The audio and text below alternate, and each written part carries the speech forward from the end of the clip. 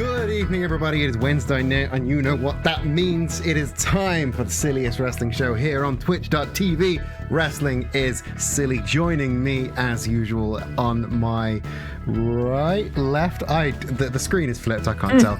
Joining me, and on one of my sides, is the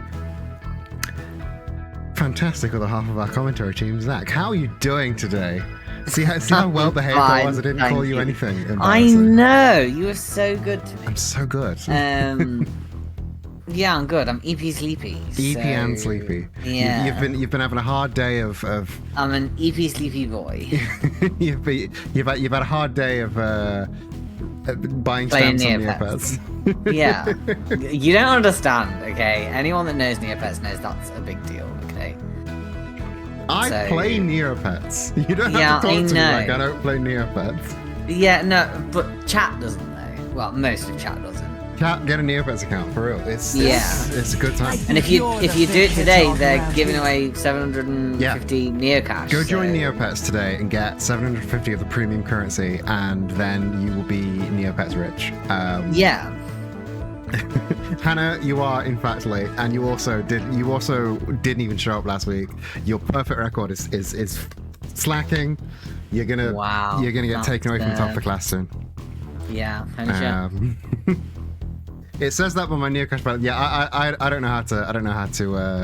Yeah, so cash either, you have redeemed it, but it's only just gone live. So obviously it's Neopets, so it's like crashed the website. Yeah. Was everybody will be getting. Was Neopets a thing in mid-2000s originally? Yes, the very same. That exact same Neopets. Which may mean that, Neil, you already have an account that's about 20 years old. Which, come back. We're all coming back. Neopets is back, and it's great again. We're going through the Neo Renaissance right now. We are deep in the Neo Renaissance. Where nothing works, and we all still kind of love it anyway. Yeah, it's got that janky, broken charm of much like from the early 2000s, that stuffed animal you had as a kid that had lost one eye and didn't really have much fur on it anymore, but you love it anyway. Neopets is that. You got it with your Neopets account and your Bebo account. Oh, those are the fucking days. Oh my god, Bebo! I'm actually having war flashbacks. Flashbacks to Bebo.com. Jesus. Yeah, fucking hell. Oh. Shall we talk wrestling instead? Yeah. before we just dissolve into dust from remembering defunct social media websites. I didn't have a MySpace. I was too young for MySpace, but did have a Bebo account. Haven't heard the word Bebo since 2002. I remember the original owners bought Bebo back. No, we're doing this now. We're deep in the trenches. Oh god. I remember the original owner bought Bebo back from, I want to say, Yahoo or something like that. For like a 50th of what they sold it for, and I've still not done anything with it. Are you sure? Because I think they did the same with Tumblr. I think Yahoo specifically was Tumblr. Yes, Yahoo was Tumblr. But I don't know who bought Bebo, but you are right. They bought it for like 50 billion and then sold it back for a billion. Yeah, it wasn't even a billion. Yeah. Like I think it's more like millions, to be honest. And because it's not worth a lot. Because they had like the wall feature where you could like draw a picture and then put it on your friend's page. They made this whole campaign where we bought Bebo back because we realized we had the world's biggest encyclopedia of pictures of dicks. Because that's all you would do with the wall feature. You would draw a dick on your friend's wall. I refuse to believe anybody actually used. Well, nobody used it. You had a Bebo, and you fought over putting your like top 5 friends or whatever. But nobody used it because we were all 12. Well, the only thing I know anybody ever used it for was those stupid fucking take this personality quiz and we'll tell you how you're gonna die. We'll tell you what are you a vampire or a ninja or a unicorn or whatever. Yeah, the 3 states of being that anybody can be: a vampire, a ninja, or a unicorn. Yeah. Those are 3 hard to choose from states of being. No, you're a vampire. You're a vampire. That's what? I don't even get a look in for unicorn. What the hell? You wear a lot of black. don't go out in the daytime very often. You're very funny, like the characters from What We Do in the Shadows. You're very funny. Oh, thanks. Where are my Gaia Online bitches? I didn't do Gaia Online. No, I didn't do Gaia Online. I remember there was a free there was a free like multiplayer first person shooter called Guns with a Z that everyone in my school was really into, and I played it I played it like 4 times and I went, this is just bad. I'm gonna go back to Neopets. So is Gaia Online still up? Actually, yeah. No, I think Gaia Online is still up. Okay. Let's talk. Because do you know what? If I remember correctly, this isn't the first time recently I've had a conversation about Gaia Online, so I think it is up. Yeah. Okay, let me talk. Are we gonna Google it? No, I'm gonna bring up something. I'm gonna bring up something even more old school. Oh God. Anybody remember Adventure Quest? Oh no, I don't. I thought you were gonna say Habbo Hotel. No. Adventure Quest was this like, really like old school. It's not quite an RPG because it wasn't complicated enough to be an RPG, but it was what RuneScape was to MMORPGs. Adventure Quest was to like JRPGs, as in really low fidelity, not really good for gameplay, but you could play it for free in your browser. All of the art looked like it was from those how to draw manga books. And I played it for hours and hours and hours. And apparently now there's an MMO called Adventure Quest Worlds, and I'm going to shut that tab because I do have a show to do. We are getting quite distracted. We're getting quite distracted. Yeah. Remember when we used to just talk for half an hour before opening a game? Let's not do that again. Why? I think it was fun. It was fun, but we don't have time. For wrestling is silly nights. We don't have time. We just don't have time. Speaking of, we're doing a wrestling show. Yeah. This week we are officially beginning the road to Deck the Halls. Our year-end show, our December premium live event, which is a term that I hate, but the alternative is pay-per-view, and it's a free show, so I can't call it a pay-per-view. We are officially starting the build to Deck the Halls, and we are opening with a team bouncing back very, very quickly from one hell of a main event last week. Kentucky Derby. I don't want to say they got flattened in that Hell in a Cell match, but it was a rough match, and they did not come out looking great. And this week not only has the Unthinkable Horse decided I'm going to step straight back into the ring, he's decided to step back into the ring with one of the beefiest, meatiest men on the roster. This week's opening contest, our big meat match to open the show, Unthinkable Horse versus He-Man. Tell me it's not a meat match. It's a meat match. That is a meat match. Yeah, it's a meat match. I'll give you that. Any predictions on this meat match before I go down to the ring? I mean, I think do you know, I was about to say I think I've got a back horse, but I really like He-Man. Yeah. So the answer is no. I'm sorry, I can't. well, let's see where chat puts their points, and I don't know who decided either, but let's go down to the ring and see who the world sides with.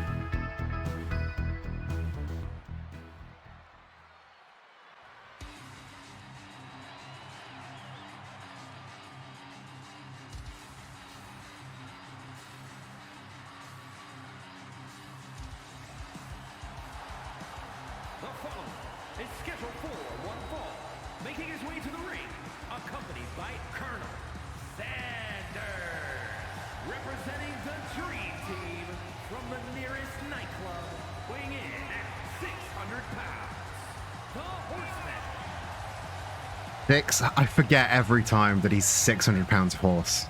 That's so much horse.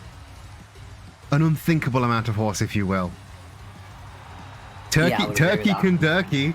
Oh, that would be a better name for them than Kentucky Derby.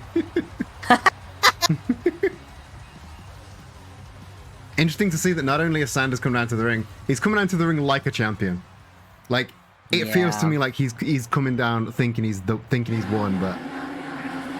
Well, Sanders does think he's hot shit, though. True. Let's be honest.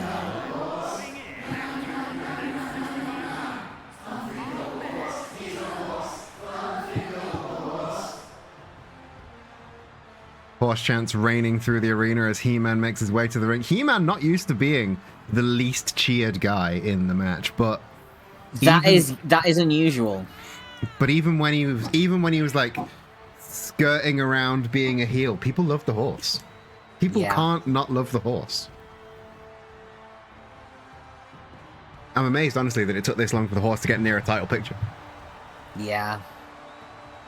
Because he's definitely got the crowd on side.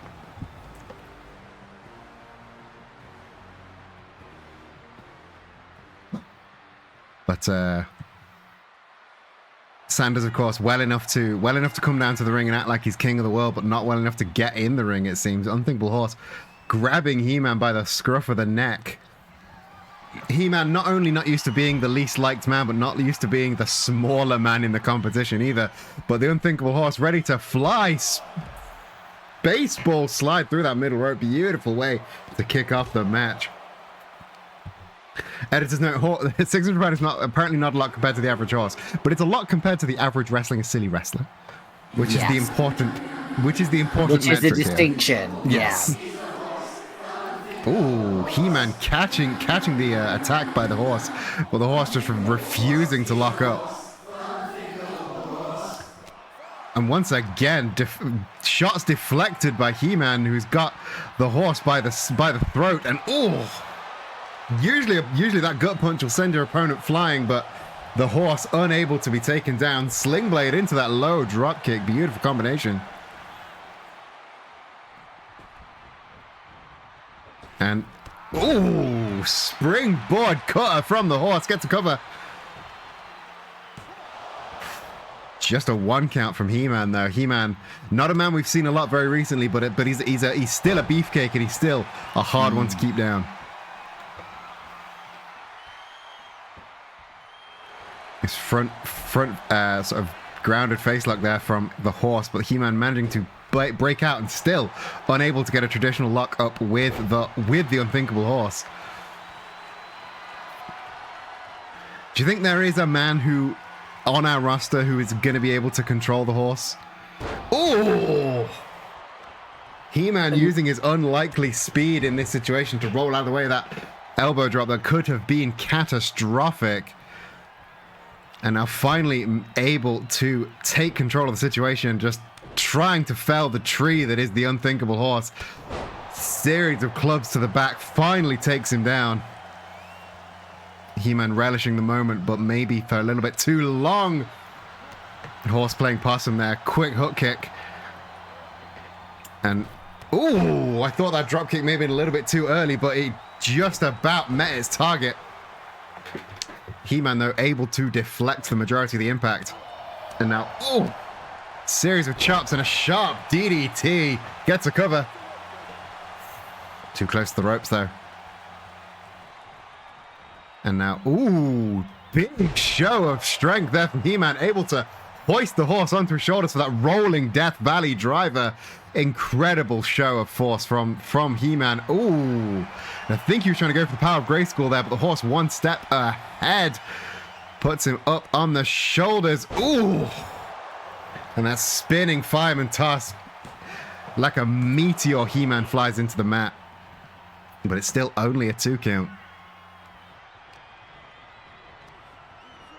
Now He-Man thrown into the corner by the Unthinkable Horse, and now up on the top rope, a dangerous place to be when you're fighting a man like the horse, or a horse like the horse.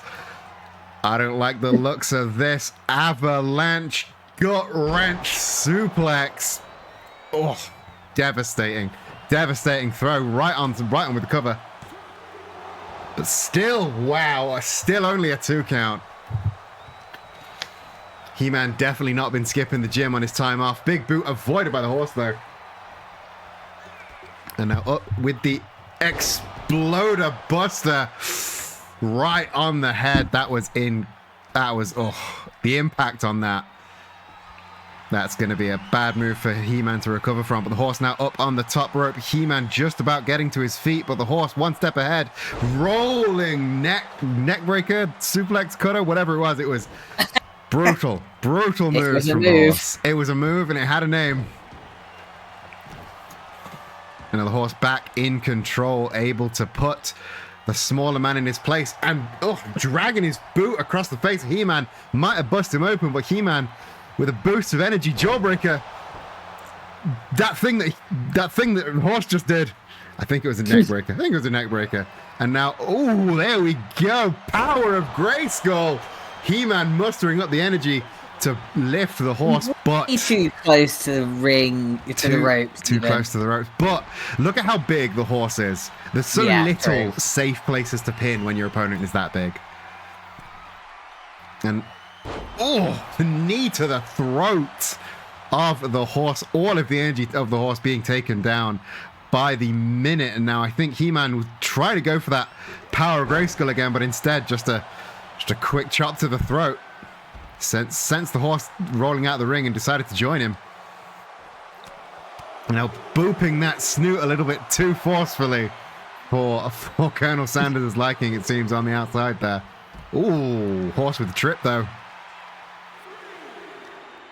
And returning He-Man into the ring, the Horse, I don't know where he's getting this energy after taking that beating from He-Man, but he's still going. Single strike to the side of the head, taking down the former Twitch champion He-Man. And now once again up on the top rope. Is he going for that avalanche gut wrench suplex again? This is not good for He-Man. He-Man trying his best to burst out, but not quite able to break through in time. Horse with the pin. And there is your win. Unthinkable Horse gets the win over He-Man. Incredible opening contest.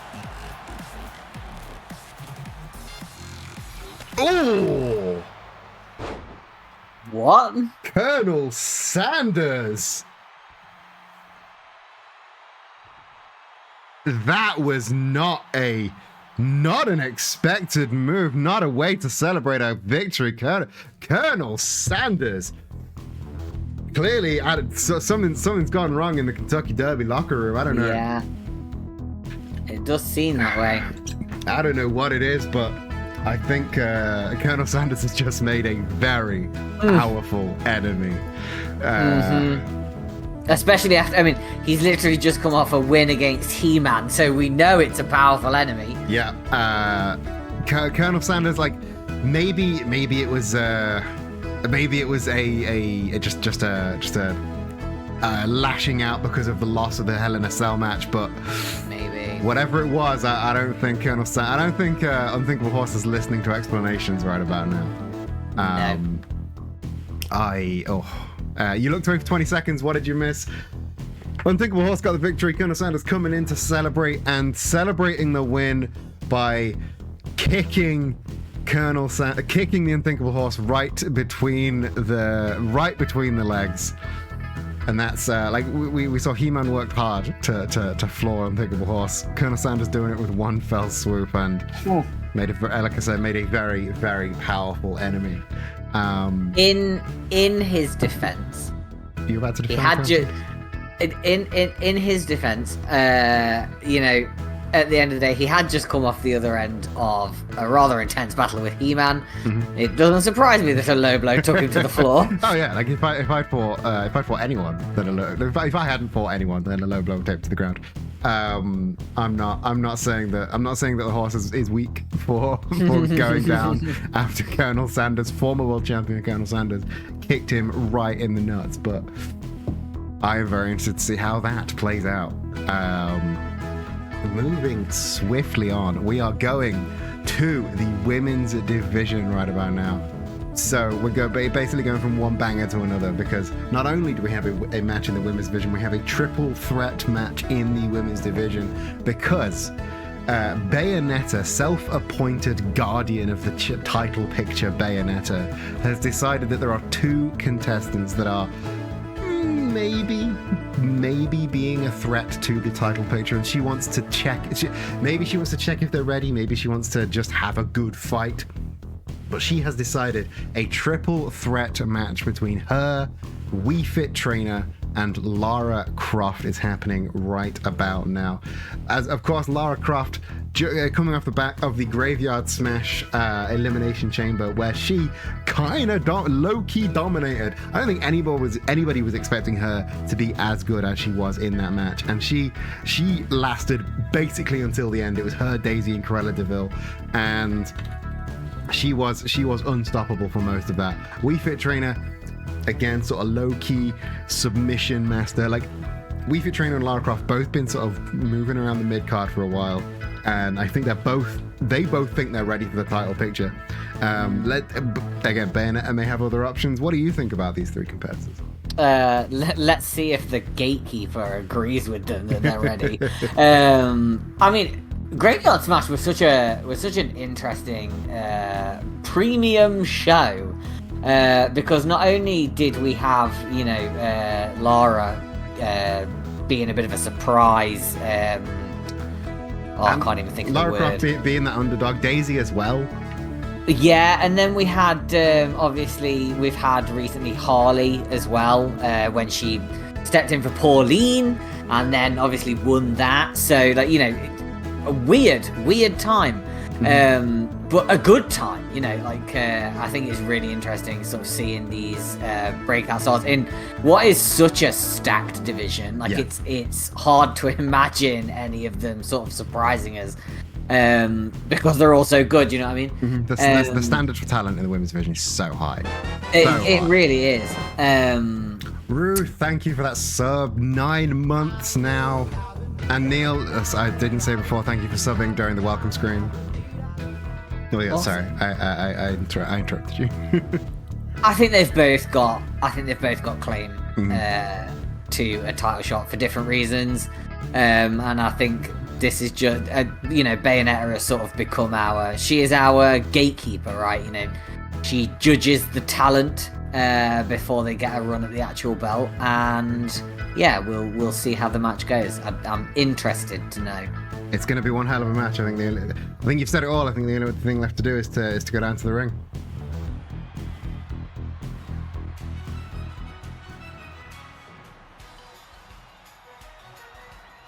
The following contest is a triple threat match. Making her way to the ring from Kyoto, Japan, Amanda. No, we fit trainer, but you tried. The game updated. All the names are wrong again. I hate it. I hate it as much as you do. God's sake. Probably more, actually. Just can't win. Nah.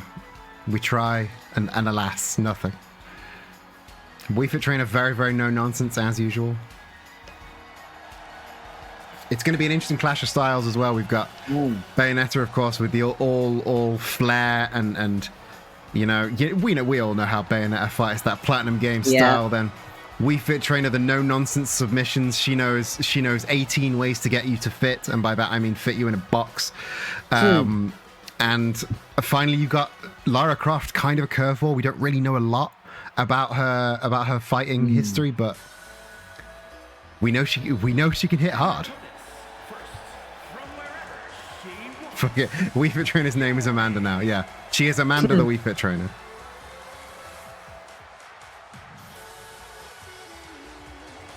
Amanda, the Wii Fit Trainer. I like that. That'll be canon. Bayonetta, of course, wasting not a second of her everybody look at me time.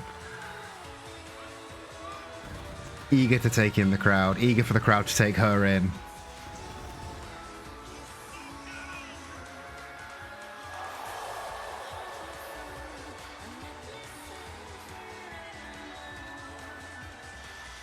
Her surname turns out to be Hug and Kiss. Her name is not Amanda Hug and Kiss.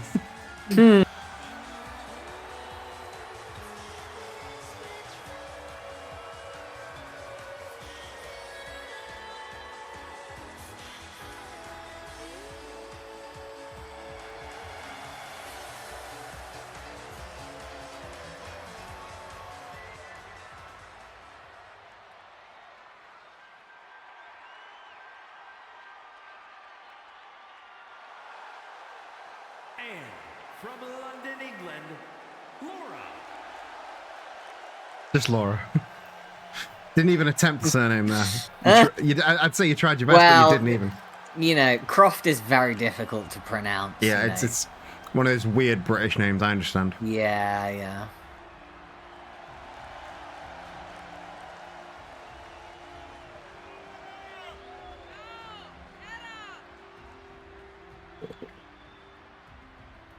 It's very hard to pick a front runner in this match. Lara Croft, I think, has the most momentum going in after Graveyard Smash, but Bayonetta is kind of unstoppable, and Wii Fit Trainer is always been a bit of a sleeper hit. I mean,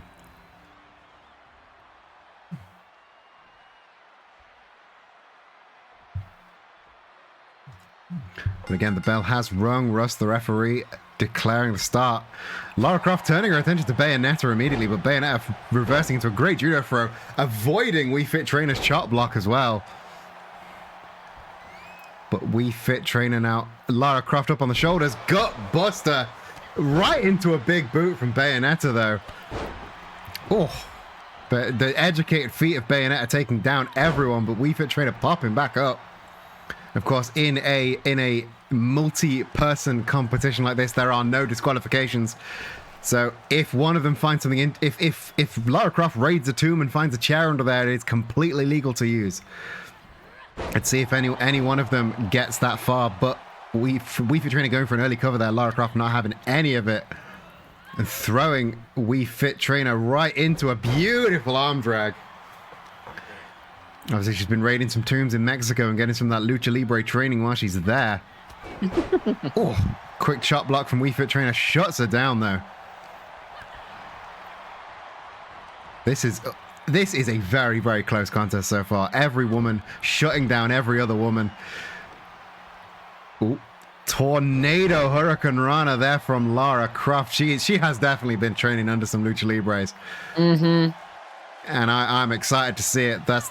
Oh, Superman punch in the corner from Lara, and a beautiful spear shutting down Wii Fit Trainer. But training under some Lucha Libres, but sometimes you can't beat a good punch. Yeah, you know?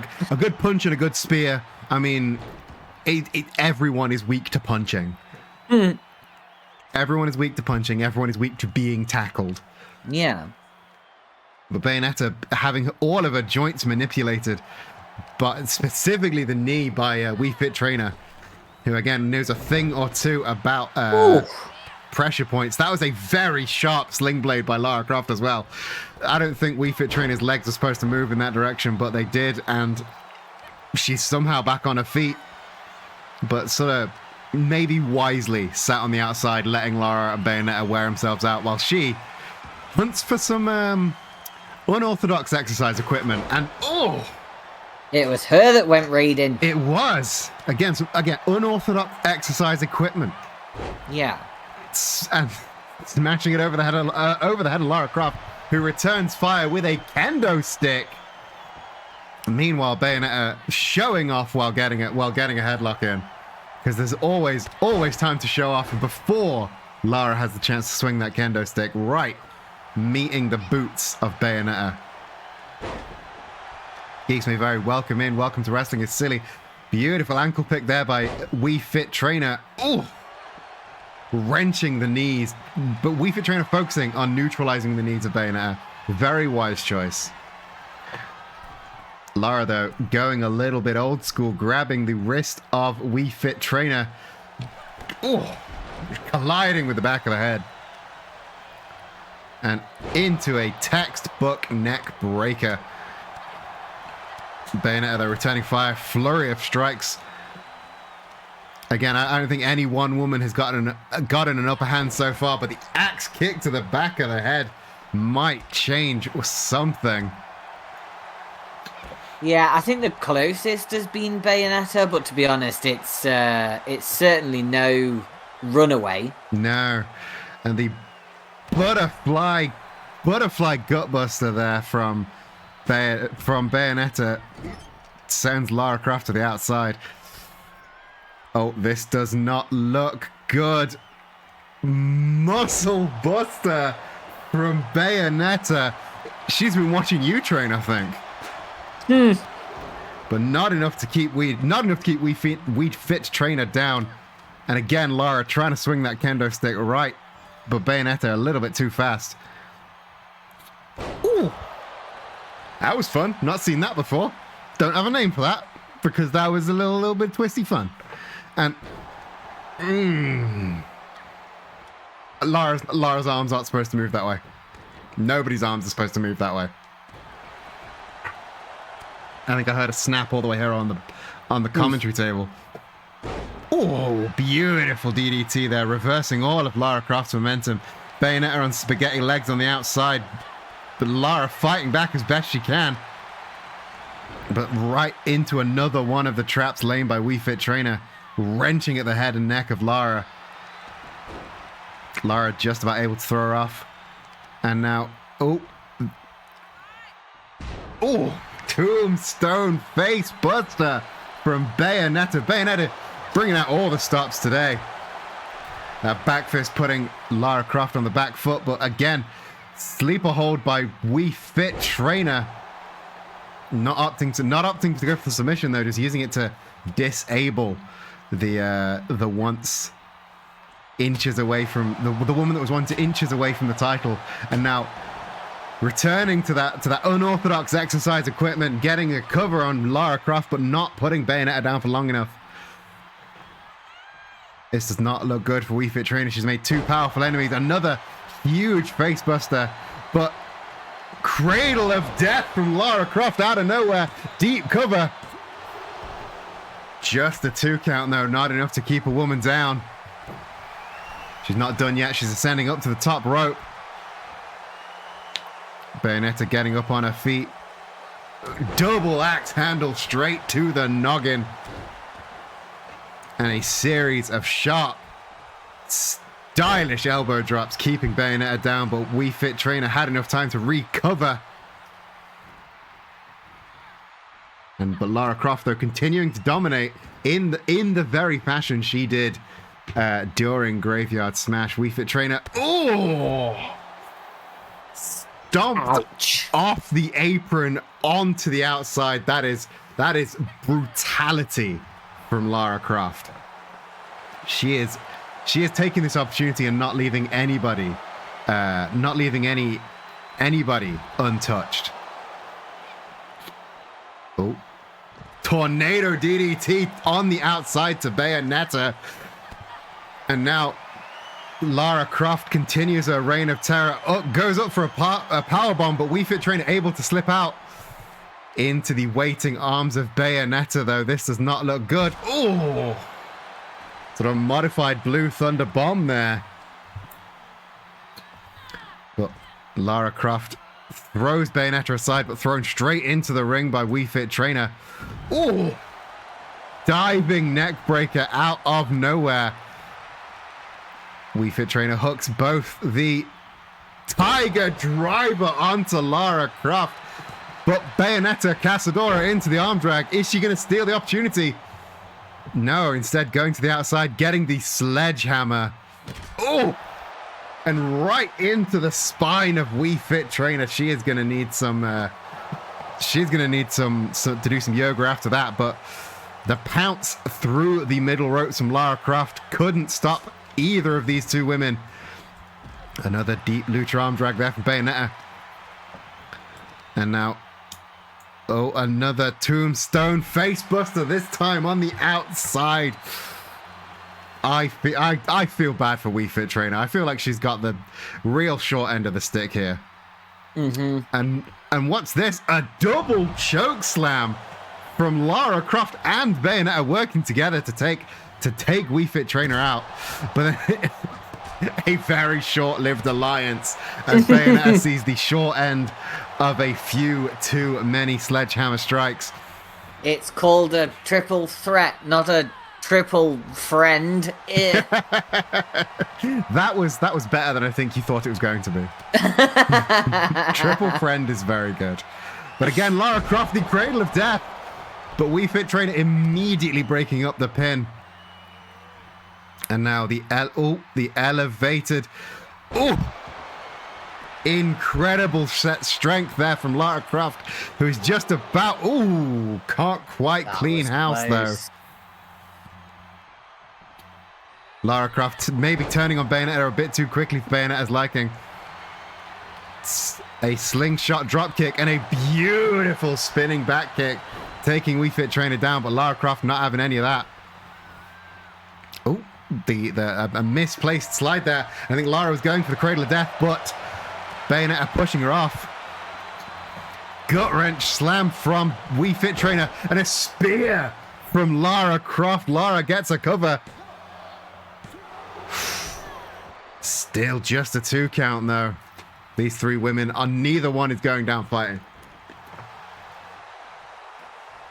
Lara going back to the chair from earlier, making a little bit of space between her and the other 2. Almost daring one of them to come fight her, but instead Tope Suicida onto Wii Fit Trainer, then turning her attention onto Bayonetta. A Northern Light suplex. And up on the shoulders, Wii Fit Trainer into the GTH from Lara Croft, but sitting down, taking a breath at just the wrong time. Bayonetta are able to hit that flipping neck breaker, or after the watershed, that fucking neck breaker. Same brain cell, different execution.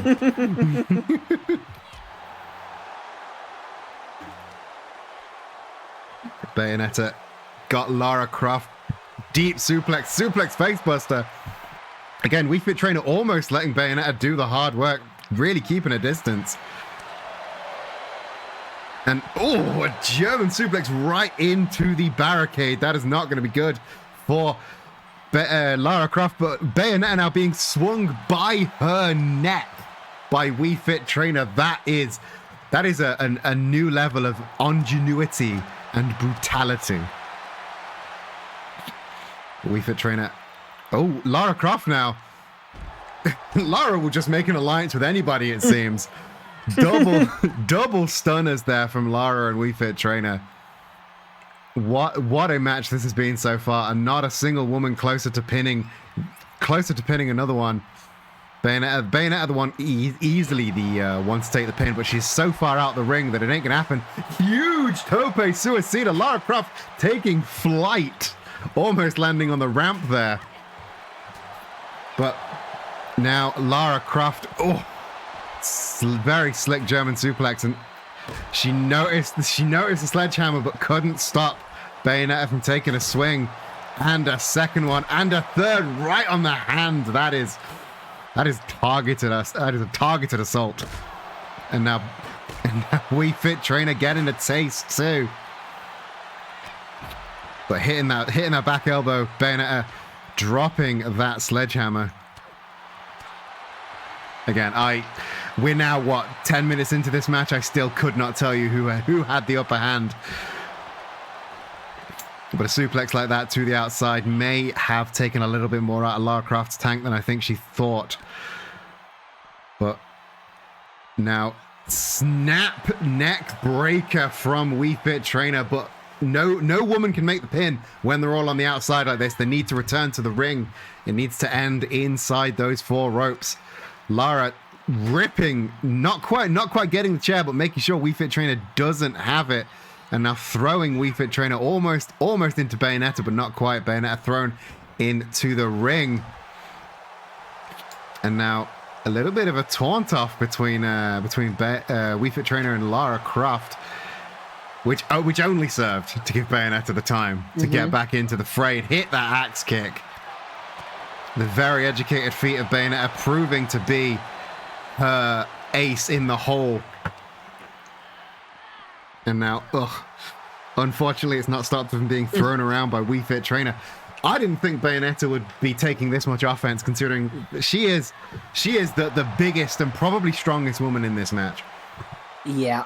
But I suppose nobody knows how to use their size like Wii Fit Trainer. But again, no idea what that is, but it doesn't look any nicer to take the second time. Lara Croft showing off her athleticism, but Wii Fit Trainer might be sneaking the win, or perhaps Bayonetta hitting the Tiger Driver 98, dropping Wii Fit Trainer right on her head.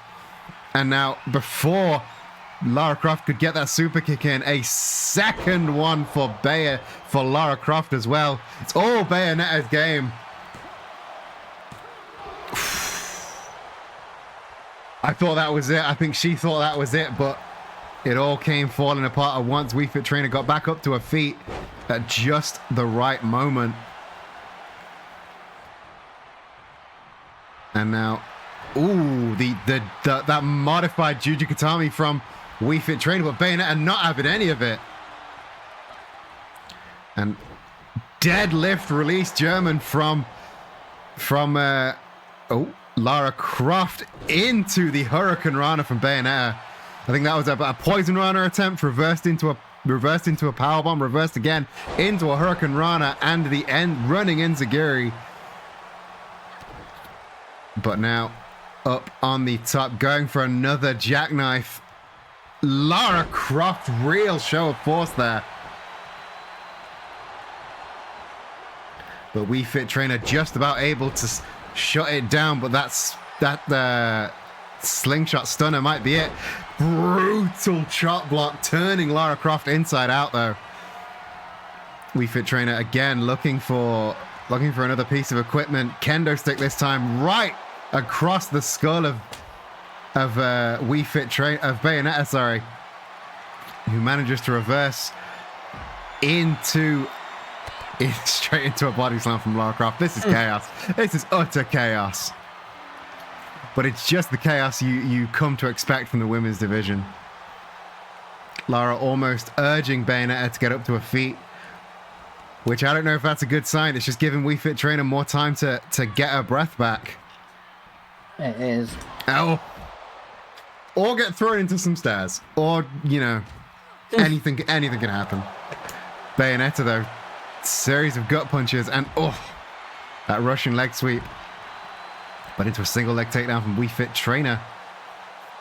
It seems these three women, they want a fair fight. They want it all to be the three of them. And Bayonetta's tapping, but she's outside of the ring, so the submission doesn't count. She just got choked out by Wii Fit Trainer, but outside of the ring, so it does not count as a victory for Wii Fit Trainer. The fight goes on. You'd think a veteran like Wii Fit Trainer would know that shit by now, You'd think, but in the heat of the moment, when you can feel your opponent tapping on your arm, you just instinctively let go and enjoy the victory. But maybe it was a tactical move by Bayonetta to get Wii Fit Trainer to let go. Maybe. Because she doesn't seem all that shaken up by it. Meanwhile, Lara I Croft, suppose she's got nothing to lose because again, she was on the outside of the ring. Yeah. So Lara Croft taking that suplex, not even on the mats, but on the concrete floor of the stadium. There's a perfectly person-sized hole there, and she fell right into it. And if I were her, I'd stay down and just lie back for a bit. But she's right back into the fray. Yeah, playing possum or just having a nap, whatever. Yeah. And now Wii Fit Trainer going back to that kendo stick.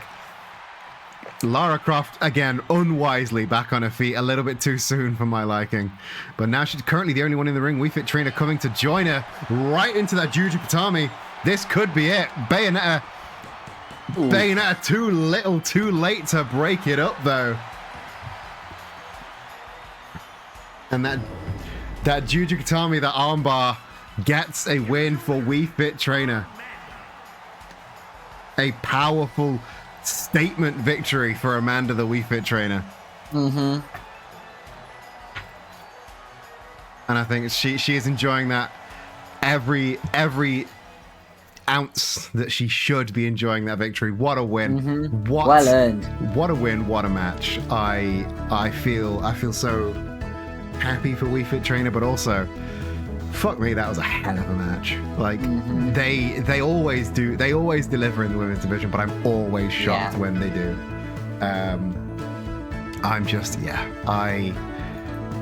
I think I think it might be Wii Fit Trainer's time to try and go places. Maybe. I hope Daisy was watching. I hope Toph was watching, because they might have found their next world title contender. I hope Harley Quinn was watching. Harley Quinn a little bit busy for later on in the show, but I hope she was watching, because Wii Fit Trainer might have just put herself on the map, you know? Yeah, and by a bit later in the show, you mean right now. Before that, we do have a short promo to play. We spoke to Rue earlier in the night. He had something to say in regards to the Flippy Shit division and, of course, his title. So before we go to Harley Quinn, let's hear from our Flippy Shit division champion, Rue. Hey everyone, it's Rue, or Froob, your tiny teal dream boy, and your current Wrestling is Silly Flippy Shit division champion. And I'm here to issue a challenge to Webmaster. See, I've seen you skulking around, eyeing up my title, and I know that you just lost your smiley case, which is embarrassing. It's embarrassing, buddy. But the season of goodwill and giving is just around the corner, and Deck the Halls is coming up, so I want to give you a title shot. It's not going to be that easy, though. You are going to have to go through 3 trials to prove that you are worth my time and the audience's time. The first of these is to go against the man who taught me everything I know. The man I took this title from. The one and only Dark Maul. Pew, pew, pew, pew, pew. If you can handle that, your second task is to go head to head with the craziest man in this division. I want you to show me how much you want this and take on Majima in a street fight. I know, you're gonna have your work cut out for you, but there's still a third challenge to come. If you can best Dark Maul and Majima, you're gonna go up against the person that I failed to beat. For anyone who has seen my Wrestling is Silly career, you'll know I didn't win first time around. So I need you to prove that you are as good, if not better than me. I need you to defeat our host of Wrestling is Silly themselves. I need you to go against Queer Buccaneer, Captain Eden, and flatten them. Those are my conditions. If you think you can meet them, let me know.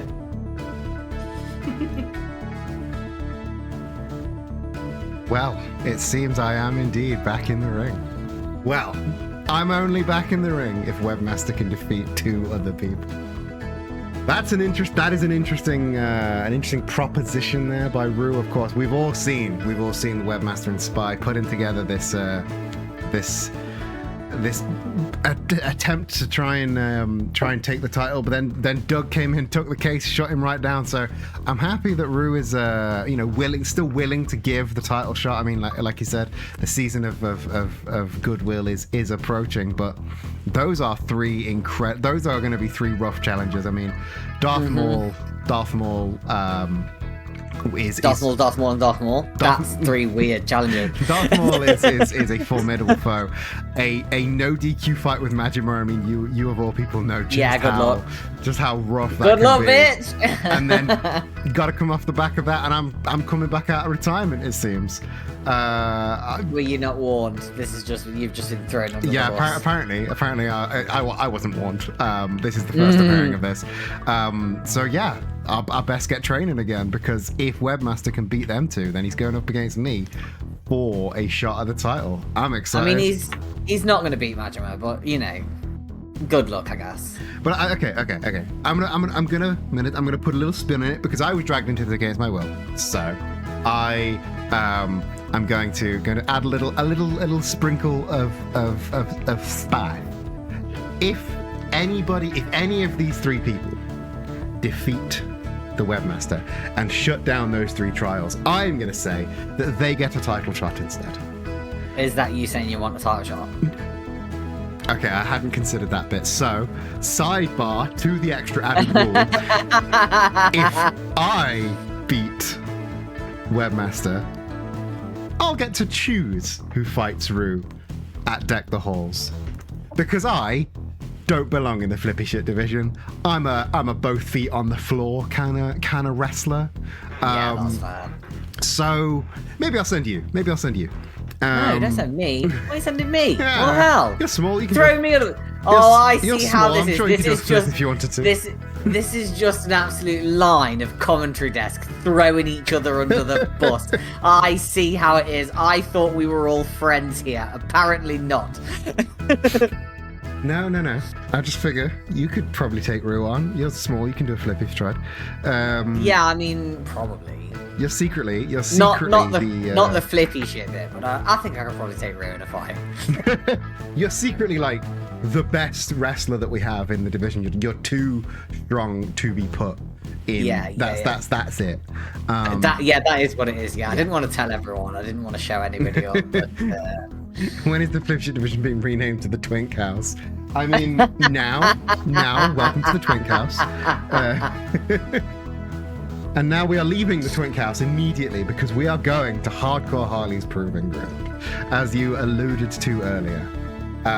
If you weren't here for Hardcore Harley's Proving Ground last week, Harley Quinn has decided that the only people that the only person that is able to challenge her for her hardcore title is somebody that can beat her in Hardcore Harley's Proving Ground, which is a 10-minute, no disqualification, no rules match.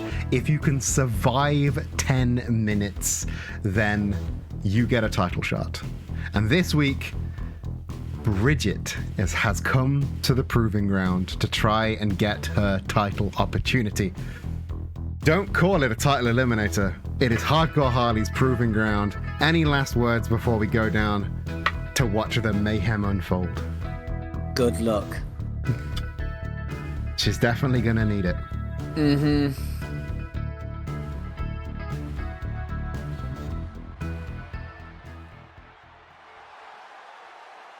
following contest is an Extreme Rules match. Making her way to the ring, representing the Acolytes from the East Side, the WCCW Hardcore Champion, Hardcore Adorable. None of that was right. Not a single word of that was right. But he said hardcore twice, so I'll let him off. Yeah. Because that's really what matters in the end. She's hardcore. Everything else is ancillary. The belt really suits her. It's her colors. Not intentional, I promise.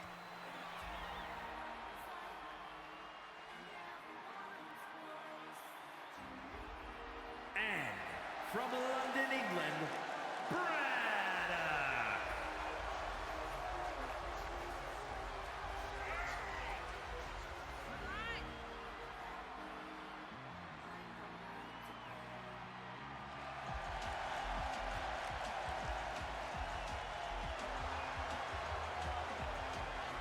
Bridget feels like she's always been like that close to an opportunity. She feels like the women's division's Mackie Chase. She's got the crowd behind her. She got the skills, but she always loses the big one. Maybe she can change this. She always scuffs it. Yeah, she always biffs it. Harley Quinn with the cutter out of nowhere though. Excellent. Oh. This is exactly how this happened last week. The cutter, the near fall, the cyclone kick. Harley Quinn, she has a formula. She only pays 20 minutes on the parking. All right? She's got places to fucking be. She's busy. Yeah. Crowd chants of "We want tables" from the crowd, but Harley Quinn going for the chair instead, ramming it into that turnbuckle. But Bridget popping right back up, double knees to the back of the head. Gets a quick cover. Just a 2 though, unfortunately. Already 2 counts both sides. Bridget up onto the top rope. Big elbow drop. And all we can see is the foreboding chair in those middle ropes. The moonsault press avoided by Harley Quinn. And the big flatline facebuster from Harley, and the tornado cyclone kick. That is almost how she got the title in the first place. And now returning for that chair, deciding she wants it for something else. Oh, beautiful roll though from Bridget, getting her to drop that chair and take a double stomp all in one fell swoop. Big strike to the side of the head. Bridget in control. But the wrist, the uncharacteristic technical wrist control from Harley Quinn, and the low DDT. We always say the low DDT feels harsher than the regular one, but not as harsh as being cracked over the head with the chair. Yes. You know, she's going to put that back in the. She was going to put it back in the turnbuckle, but fell right into a label lock from Bridget. And unlikely technicalities. But Harley Quinn, I thought she was tapping there, but instead able to roll out into a stunner. Bridget rolling to safety, but Harley Quinn flying over that top rope to take her out. We're down to 7.5 minutes. Beautiful exclamation mark stomp there from Harley Quinn.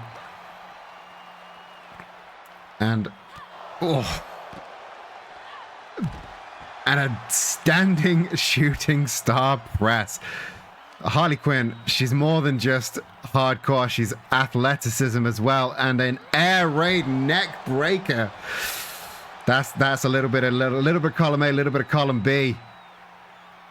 But now returning for that chair as Bridget tries to get to her feet, but cracked over the back and twice in the knees. Managing to avoid that third one though. She's tenacious, this Bridget. Me and I think many of the division would have gone down by now. But a deep dragon screw puts her back in control, if for a short while. Bridget now going for the chair. Oh, returning fire. Cracking Harley over the head with the chair, giving her a taste of her own medicine and a second helping. And now returning to hand-to-hand combat. This is maybe even the odds here for old Bridget. She might be getting a chance. So far, she's in control, but for how long? Oof, Spanish commentary getting a taste of the action into a running elbow drop. This could be Bridget's moment. This could be her time. She's looking for something to play with. She found herself a metal baseball bat. Oh. Right across the spine. Gets a cover. Could this be it? Could she have proven her worth? Not quite. But she's not going down without a fight. 5.5 minutes left on the clock. This is longer than longer than Tetra lasted last week.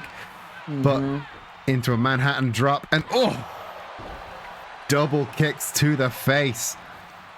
If they outlast the timer, does that also count as a win for them? Yes, surviving 10 minutes counts as a win under proven ground rules. But the flying cutter once again, that could be it. Spoke too soon. Curse of commentary. Yeah. Curse of commentary. I'm so sorry, Brisket.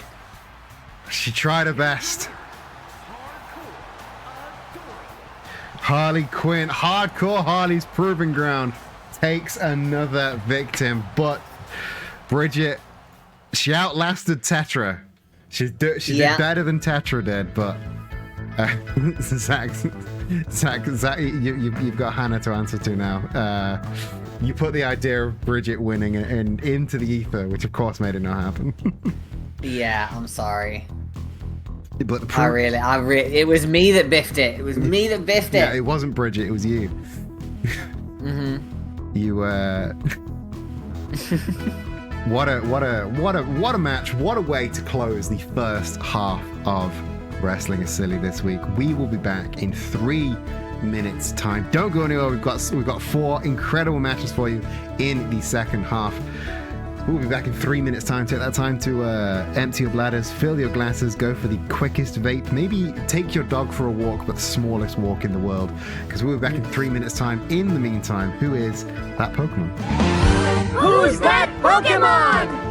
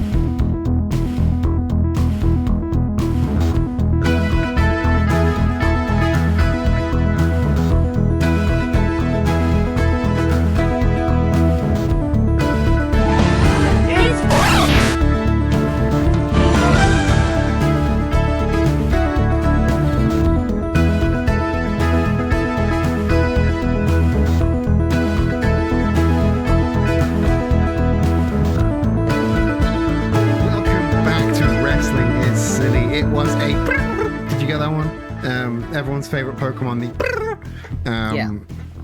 I was gonna use the Gen 1 cries for that, but then I realized there's only like 12 of those, so it would be even worse of a game.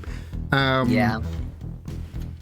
So where we last left off, Hardcore Harley's Proving Ground, Bridget unsuccessfully attempting to earn a hardcore title shot. And now we remain in the women's division in potential title shot land because Princess Daisy is defending her smiley case against Toy Chica, who, after coming out of extended hiatus for the mixed tag tournament in Communist Party, has decided that she has gotten a taste for gold, and she's got a voracious appetite as Toy Chica. So she's gotten a taste for gold, and now she wants any path to glory that she can find, and Daisy is the easiest path. This is going to be a real competition for both competitors, because you've got a real clash of styles here in Daisy versus Toy Chica. Daisy, of course, being a striker, a runner, a small, nimble fighter, and then Toy Chica, who is not quite a monster, but definitely bigger and beefier than Daisy. Do you have any insight on these two competitors? I'm going to be honest, not really. they've kind of flown under my radar a little bit. Again, this is one of those issues where when basically your entire division is stacked, suddenly keeping up with the sort of locker room gossip and like win-loss records of every competitor suddenly becomes a real bloody task. It's hard work. We're suffering from success. It really is.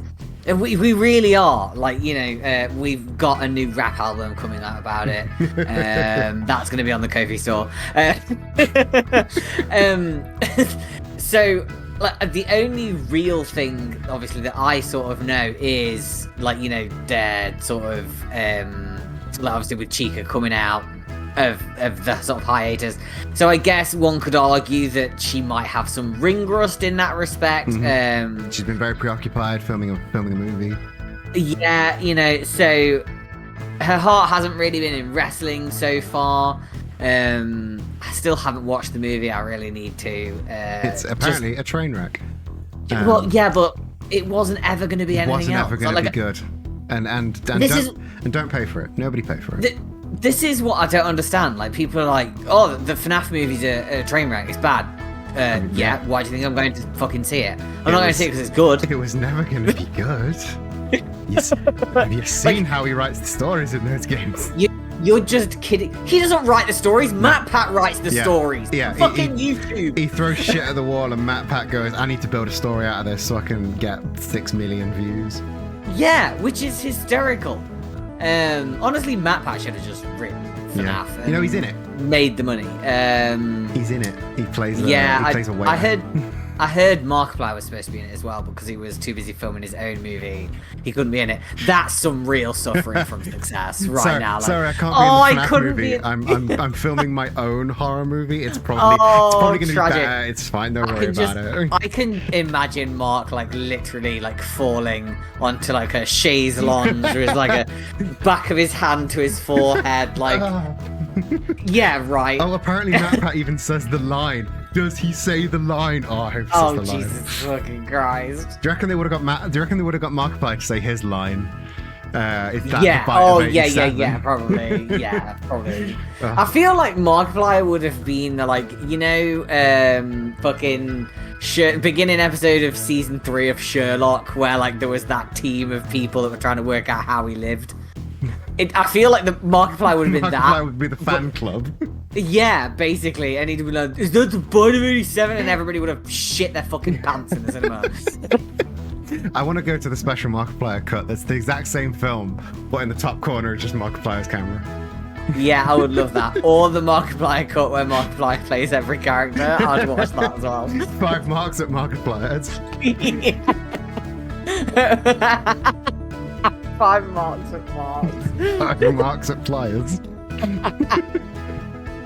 Anyway, and that is our in-depth pre-match discussion. Princess Daisy versus Tortuga for the women's smiley case. And now you are really in-depth, knowledgeable. Let's go down to that. Yeah.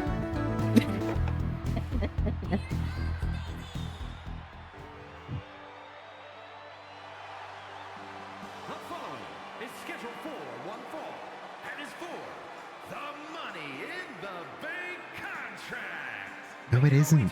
Stop saying that.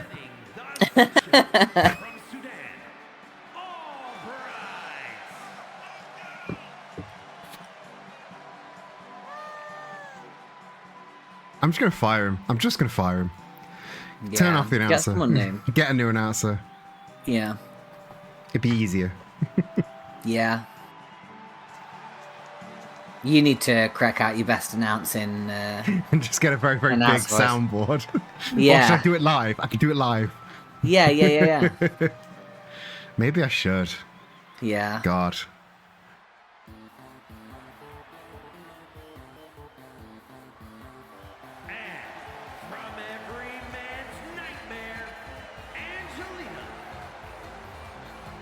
I like how it's like every man's nightmare, as if like women and MBs are like, fuck yes, sit on my face, Toy Chica. Fuck yeah, let's party. I think that all the security guards have been dudes in those games, I suppose. all women love Toy Chica. Yeah. And her let's party thighs. She's gonna be fucking LLTC. ladies love cool Toy Chica. Yeah, well, I mean, you could just have it ladies love Toy Chica, but, you know, yeah, sure. Damn. Twitch is broken, so you can't clip that. Damn, somebody clip that. I can't remember exactly what I said, but somebody clip that. Yeah, I was gonna say, who are we clipping? I feel like part 2 has gone off the rails a little bit. We've started to mean to go on in nonsense land. Obviously, Zach.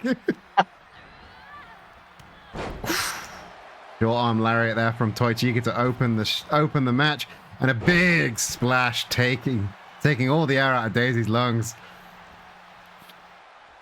Little bit of malfunctioning there, and Daisy's able to capitalize, getting a rear naked choke, maybe trying to end early, but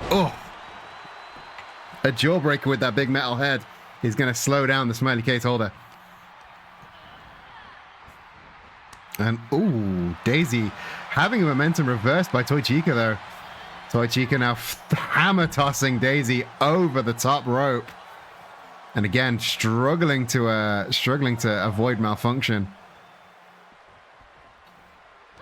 but still able to grab Daisy by the head. And I'm gonna be honest, I had just assumed that the wrestling for Toy Chica was a malfunction. I don't know if wrestling was in her original programming. That's all intended. Don't worry about it. Oh, I see. I know it wasn't in her original, but I opened up a back panel. I changed some wires. It's fine. It's fine. She's fine. Nobody's been hurt. But now she was such good value for money. There. Yeah, she was. I no. She just turned up in the alley. Oh, excellent. But I assume she's fine. Don't worry about it. By good value for money, she was free. Yeah. She just showed up, and I assumed that she answered the call out. Yeah. Bringing Daisy back in the hard way. Yeah, I put up a call out for women wrestlers, and then she just turned up in the alley. So, I just assumed that she wanted to wrestle. Yeah, I mean that makes sense. That's perfectly reasonable. Yeah. Why else would she turn up outside a wrestling show? Yeah, exactly. And she's clearly good at it. I mean, look at her. She's dominating the smiley case order right now. Yeah. About to take that briefcase off her. Maybe returning one too many times to the well of that splash. Daisy rolling out of the way. Look, she's a fucking duck, alright? They She's like splashing. Yeah, they like splashing. She's a duck. I know. Before the FNAF lore heads in chat fucking come for me, I know she's a goddamn chicken, alright? But it's not a chicken splash. Chickens don't fucking swim around in water, alright? No, it's frog I'm a commentator, I have to make a joke, alright? It's a frog splash and she ain't no frog. But I digress. No, I don't mean the move is a duck splash. I mean duck splash. Fuck. God, I'm getting annihilated. If you throw chicken in water, it would make a splash. I'm being bloody cancelled live on the street. Thrown to the outside by Daisy. Not making a single splash. But a big diving stomp there. Channeling her inner Swerve Strickland and flying off that middle rope. I wanted to wrestle, but I programmed against it. Please help me. Yeah, that's what she said when I found her in the alley. You were there. Big lariat from those big chicken wing arms, those duck wing arms. And the back body drop. And spine buster. Beautiful combination of brutality there from Toy Chica. Chicken wing back elbow gets a cover. But not enough to put Daisy down. It's not as effective as one might expect. But now the pump handle slam. Daisy feeling the strength of an animatronic programmed to have pizza parties with children. They didn't need to make him that strong. They really didn't. But Chica up on the middle rope for the splash, but Daisy avoids and capitalizes, gets cover. Just a 1 count from Toy Chica. And into the tornado. DDT gets a cover. A 2 that time, but we're getting closer. Toy Chica fighting back as best she can. Few well-placed strikes, but Daisy one half a step quicker. Flying forearm. If Daisy can keep up this momentum, she can shut down Toy Chica. But a few well-placed shots from Toy Chica and it could be it. That was a fun little backflip that she just did. That was fun. I enjoyed that. The one on the floor? Oh, I've got a bit of delay then. Because that's only just happened for me. And I'm not watching stream either before you go, well, I'm watching the Discord thing. Maybe close and reopen, catch back up. And now Daisy got Toy Chica in a brutal sleeper hold. But again, Daisy must know that Toy Chica can't tap out. This is outside of the ring. Just trying to get all the energy. But Toy Chica fighting back, the pair of them fighting back as hard as they can, neither one wanting to give any ground. Daisy trying to hold on to a title shot, Toy Chica trying to take it off her. Daisy returning back to the ring. Oh, the Sarasa Slam. Could this be it for Toy Chica? No, so close. But Toy Chica is a powerful foe. Oh, almost trying to cave in the face of her with that knee. Now Daisy up on the top rope. This is a long way down. Oh, the double stomp avoided by Toy Chica. That could have been disastrous had it hit. And now, oh, the low blow. I mean, right in front of the ref. There's no way that can be legal. Oh, and the uppercut taking Daisy off the ground. I thought it was only Chica that could fly, but Daisy having a damn good go at it. And the flying shoulder. Both our women taking flight, but only one in a successful way. But now Daisy with the rolling neck breaker into a handstand splash. Beautiful combination. She's bounced back quite well, but can she hold on to the momentum? It's dwindling ever so quickly. Both women back in the ring now. Oh, a single well-placed shot from Chica taking down Princess Daisy, and now up on the shoulders. Air raid crash. This is looking bad.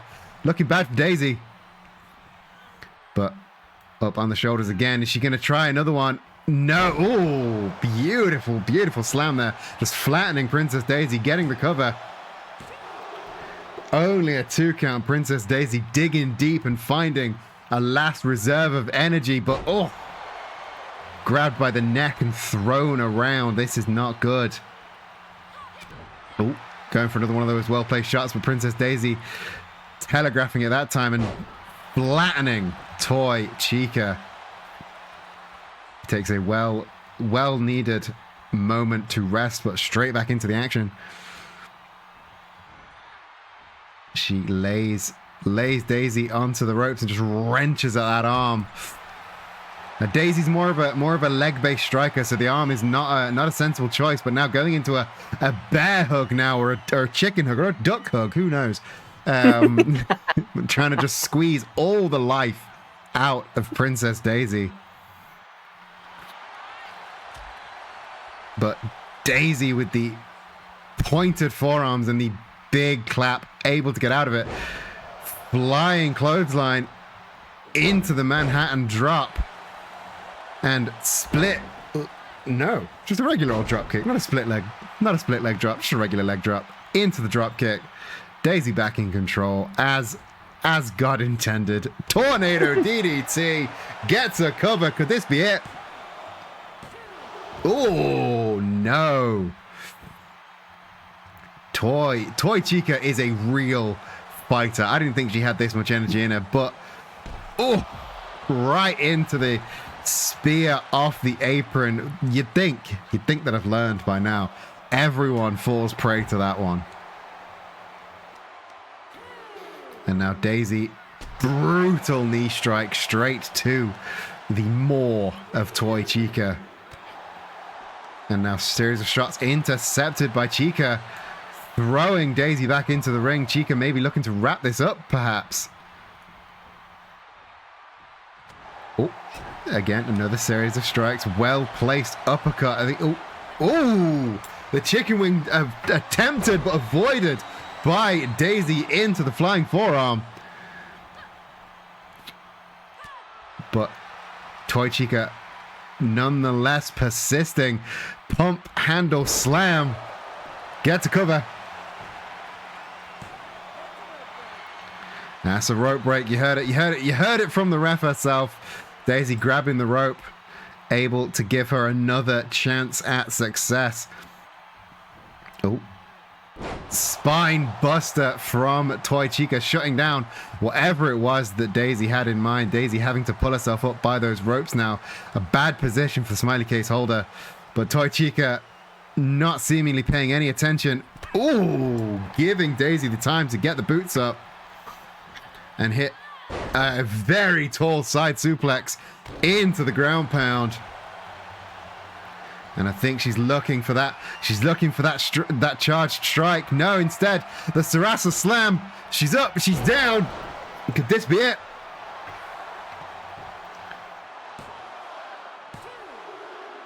And there it is, the second Sarasa slam, shutting down Toy Chica. Tragic. I mean, tragic for Toy Chica, but yeah, I warmed to her. That match, I warmed to her. I'm team Daisy now. After the Elimination Chamber, I'm very much team Daisy.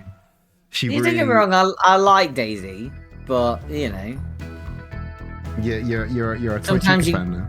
Sometimes you just can't beat a good duck, you know. You can't beat a good duck. Yeah.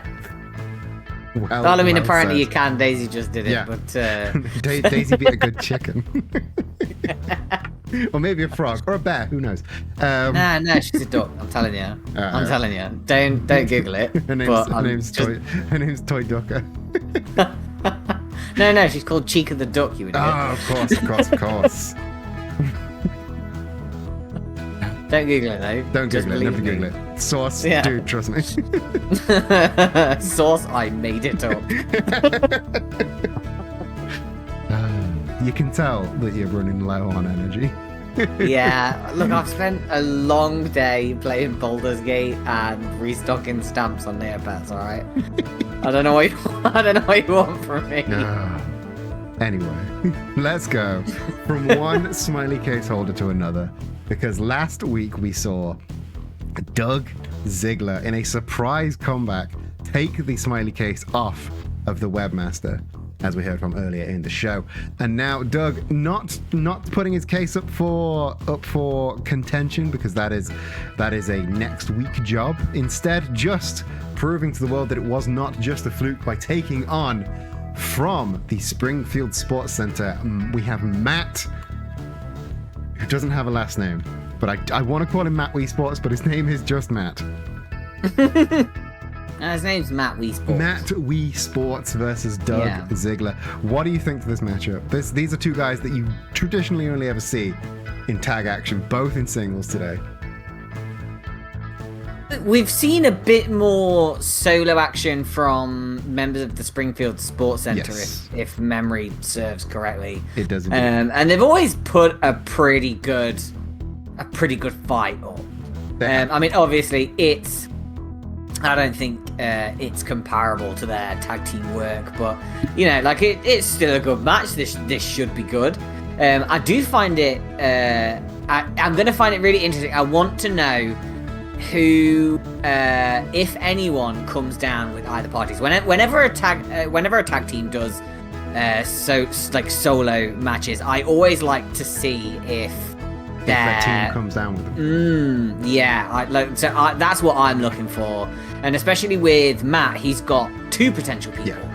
Because obviously, it could be Homer or it could be Bob. I can't imagine God won't come down with. No, Doug. I would assume they're a tight unit.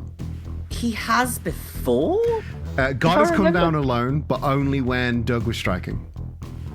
Okay, so that makes sense. Doug was on the picket line. But the Sports Center they are a team, but they also are like single units. So I wouldn't be surprised if Matt was on his own, but it would be unusual considering how much of a unit the Sports Center have become.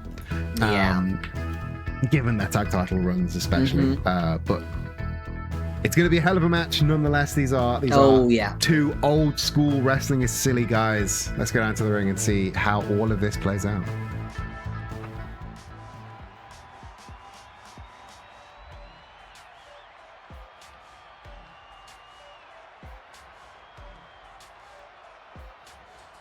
The following is scheduled for one fall, making his way to the ring, representing the Click from Japan, weighing in at 244 pounds,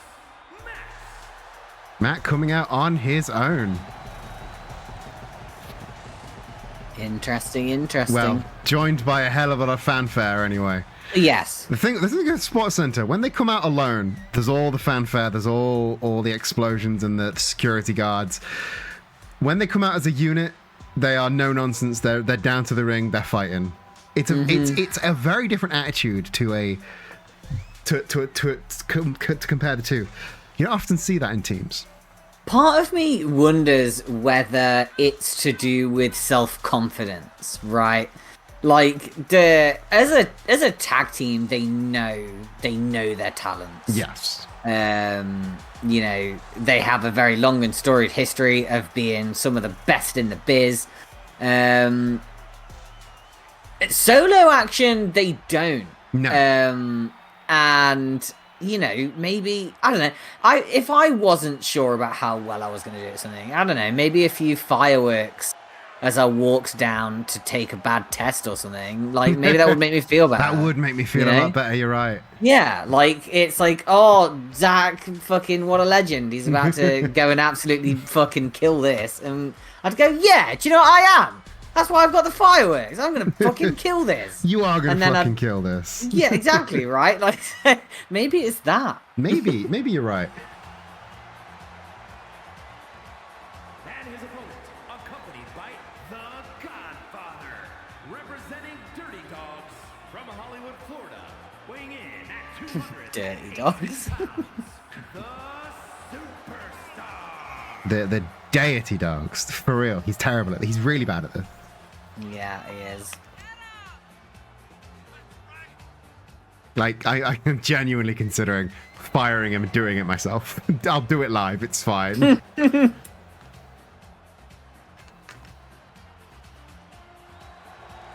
Doug in that beautiful pink, blue, and yellow jacket. I love it so much.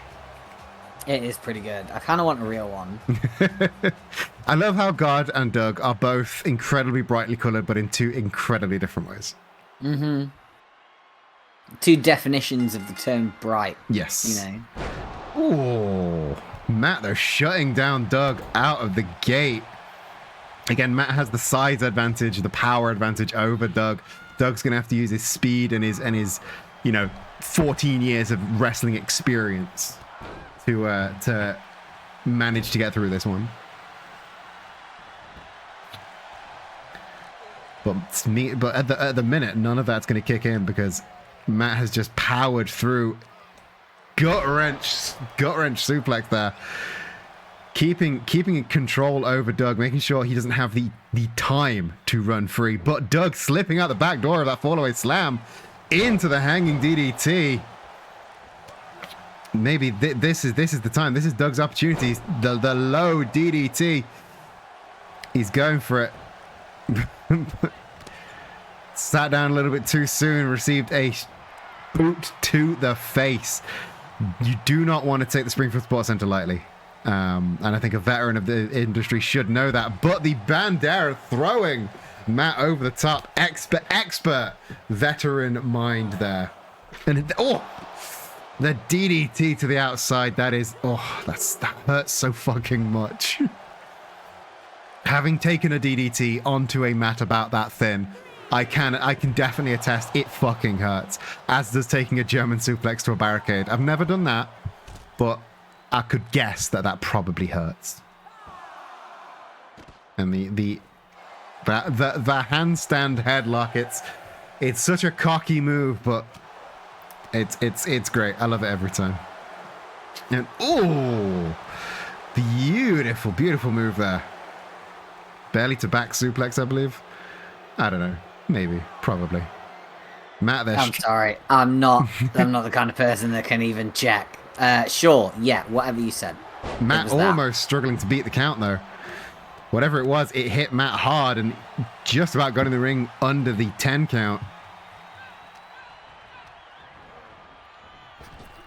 Nope. Avoiding the lariat and again, the brutal strikes of Matt are the downfall of Doug. And going for the belly to belly, but Doug able to maneuver free and hit a big lariat. This could be his opening. Picking up Matt, giving him a strike and hitting the zigzag. Doug Ziggler hits the zigzag, gets the cover. That was closer than I would have anticipated this early in the match. It was indeed, but the super kick is the hits the super kick, but didn't have the energy to fall the right way. But if he's not burnt too much sunlight, he could get the win. Not quite. Tragic. He's dug deep, pun intended. He's hit the zigzag. He's hit the super kick. That's been how he's cleaning up matches for 14 years, and suddenly he's found people where that doesn't quite work. Instead, returning back to the chokeout strategy. It worked before on the outside, but I don't think he wants to win this by count out. He wants to win this the good old-fashioned way. Oh, Matt stopping him in his tracks and flinging him up onto the shoulders for a high impact body slam there. I think the ref is up to a 7 count. Matt making his way back to the ring. Doug joining him not far behind. And now Doug throws Matt onto the ropes. Matt stopping himself before Doug can get anything going though. Doug with a trip. And can he capitalize on this momentum? Abdominal stretch, extends the leg into a full octopus hold. Is he trying to win via submission? Wrenching every limb of Matt, putting a lot of weight on the ankles of Matt there, but Matt able to just about pull free. It was brave to try and go for a submission against Matt. Yeah, and a single right hand puts Doug down almost for the 3 count. That is... I thought that was it then. I mean, Matt is famous for his boxing, and if anybody can put somebody down with a single right hand, it would be Matt. But Doug powering through, but Matt hitting him the side suplex onto the apron. You heard him crunch onto the floor. That was not added sound effects. Doug bouncing back as best he can, hitting the jawbreaker, missing the lariat though. Back on the shoulders though, the high impact body slam. Matt dominating on the outside. This is not a good look for Doug right now. The power slam, his feet bouncing off that steel barricade. Doug really getting ran through the paces of every way that Matt can throw a guy around. Ref up to an 8 count. Doug making his escape. And this could be Doug's opening. I don't know if one could ever describe getting in the ring with Matt as an escape. True. But I don't think I thought Doug thought Matt was an inch or two further away from from the ring than he was. But Doug in control right now for just a moment, able to try and neutralize the legs of Matt. Matt rolling back to the outside. Doug should not take that bait. He knows what happens to him on the outside against a man like Matt, but instead flying with that cross body. And now bringing Matt back up to his feet. If I'm Doug, I want to get back in the ring as soon as possible. Over the shoulder takedown. Matt on spaghetti legs. Doug capitalizing with just a series of chops and a quick snapmare. Rolling neck breaker. This has been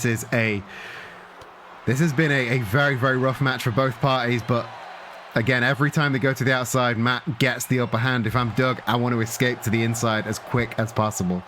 Refs up to a 7 count once again. Matt thrown to the inside by Doug. I think Doug considered the top rope there, but thought better of it. Hit the DDT, and now tuning up the band for the super kick.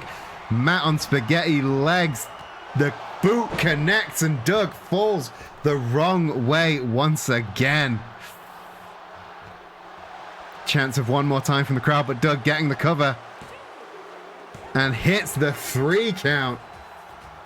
Wow, indeed. I thought after all that time he wasted, Matt would have recovered, but Doug Ziggler getting the win over Matt.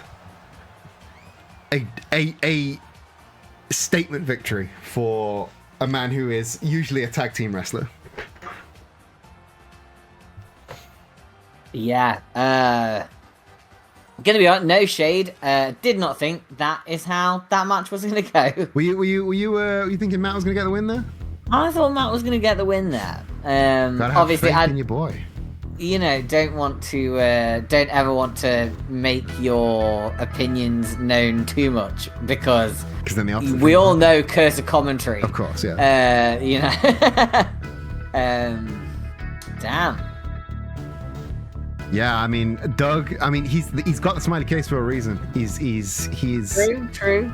Like I keep saying, he's a 14-year veteran of the industry. He's been doing this. He knows the ins and outs of wrestling more than probably anybody else on the roster. And I think with that case, he and God, have a genuine shot at the tag titles. I think if they can hold it, that will be interesting. If they can hold it until the right moment, I think Sonic Generations have got a real competition on their hands. And we've seen the Sonics. They've taken on a lot of competition. They've taken on a lot of oncomers, but they've never faced a team as in sync as the Dogs. Yeah. It's gonna if they can get that title shot, and again that'll be a real Wrestling is Silly Titan versus Titan. Because Sonic Generations and Dirty Dogs are two of the first tag teams we've ever had on the show. So it's going to be a real fight for the ages if they can get that title shot. Yeah, it's now for something completely different. coming off a inches from victory, mixed tag titles victory, Sub-Zero is returning to the ring to face Diddy Kong. This, I'll be honest, bit of a gap filler. But we've not seen. You can't say that out loud. We say what the match is, and then everybody goes, "Oh yes, the gap filler." I'll go. It's the piss break. But don't piss break here, or he'll turn your piss into ice. I love watching Diddy Kong. I love watching Sub-Zero. I think they're both really, really strong competitors. I think they're both a bit too green to be talking about them in any title pictures for now. Yeah, I mean, but I love Sub-Zero because he's just a guy, and he's just a guy. He's just a cold guy. He's just like you, a cold guy. Yeah, I mean, I am cold. I'm literally sat on my hands because my hands are so fucking cold. So like, yeah, like me and Sub-Zero, like we're like brothers, dude. Like I feel a kinship with him. He's just a guy. He's cold. I think that'd make me pretty angry. You know, fair enough. So I have no more insight. Let's go down to the ring. Yeah. Sub-Zero implies the existence of Dom Zero. I hope one day to hire Dom Zero to. Yeah, Dom Zero. Dom Zero just means above zero. I see. I think we should just start using that in like polite conversation. What, Dom like, Zero? Oh, we're expecting Dom Zero temperatures. Oh, yeah, it's Dom Zero temperatures today. So yeah, you'll need a jumper, but not a coat. Yeah, exactly.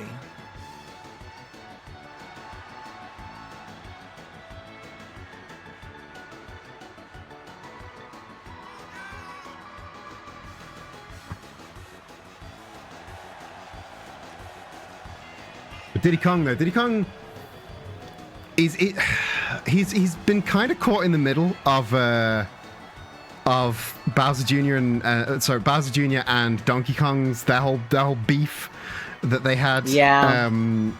Not long ago. Donkey Kong's beefing with a child. That's like embarrassing for him. Donkey Kong has tried to convince everybody, including himself, that he's a good guy, and it just isn't taking. And I think beefing with a child may be the ultimate in, oh, you're just a dickhead then. Yeah.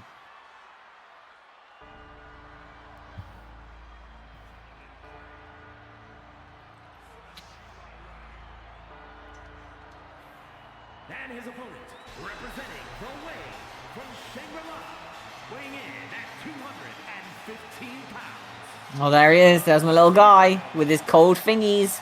There's your big cold friend. Yeah, he's got look at those cold little thingies. No wonder he's so such cold. a miserable bastard. His thingies are so cold. Yeah. That's just how I be looking for real. he just like me. Maybe he'd be less cold if he had sleeves. Yeah, that is true. I will give you that. But alas, maybe he's just dumb.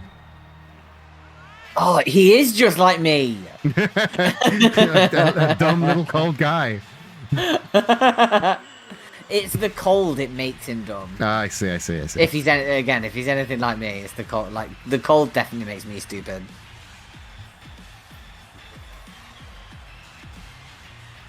The cold makes. I feel like the cold makes me stupid too. Like I think what you know how like atoms and shit when they're hotter, like they like vibrate a bit more. Yeah. They've got like right. Well, I think my brain cells are like that. So like when I'm warmer, I'm like fucking God, I'm so smart. But then like when it's cold, they don't have as much movement, so they're not hitting each other as much, and they're not making as many thoughts. There's physically less energy in there. That makes sense. Yeah. They're making less thoughts. Yeah. Maybe that's why Sub-Zero is not successful in wrestling. So too cold. Yeah. Too cold, not enough thoughts. Yeah. Because as we know, Wiz is like that's like big brain wrestling. You've got to be really smart. Chat is so smart. Yeah, they're just like the sexiest, smartest chat on the entirety of Twitch. We have the smartest, best looking, and best smelling chats out of all wrestling fans and all Twitch channels alike. Because you need to have a really big brain to understand wrestling is silly. Mm-hmm. It's a very cerebral game. Yeah. And that's why Donkey Kong is leading. That's why Diddy Kong is leading right now. The Snapdragon Suplex, the neck break is targeting the cold brain of Sub-Zero. Yeah. Ooh, splash avoided though by Sub-Zero. A rare firing of those synapses and able to capitalize with a series of chops. And and then foot-based chops. Just all the chops. And the rope-assisted powerbomb, opting not to get the cover, though. Diddy Kong trying to roll onto his front twice. And Sub-Zero, no, you're gonna be half grabbed. Don't try. No, stop.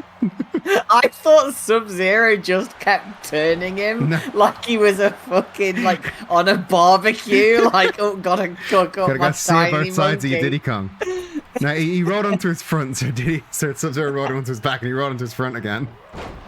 Another Snapdragon suplex from Diddy Kong. Those things are brutal to the best of people.